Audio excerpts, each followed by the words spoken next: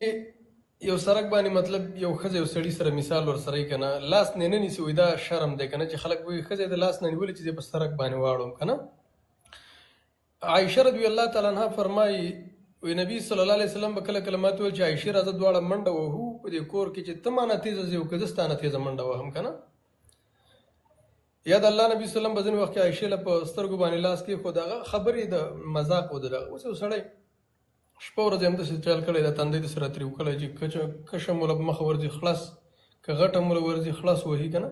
لکه دا اسلامي شرعیات او عرفیات نه دي. ستا خبره سمه ده ښځه هله د خاوند نه ځان خلاصوي چې کله هغې ته د روزمره ژوند وسایله یا د خاوند د مینې هغه دغه نه خوند ورته نه حاصل که نه. نو خامخا ستا خبره چې داسې حالاتو ته لاړه چې هغه بې ځان خلاصوي. مونږ به خبره کوو خو دغه بل ورور راغلی حاجي لغمانې دغه نه یو خبره اورو بیا به خپلې خبرې ته راځو. السلام علیکم قاری صاحب محترم ښه جوړ یې. وعلیکم السلام. قاری صاحب زما پوښتنه وه د فلسطین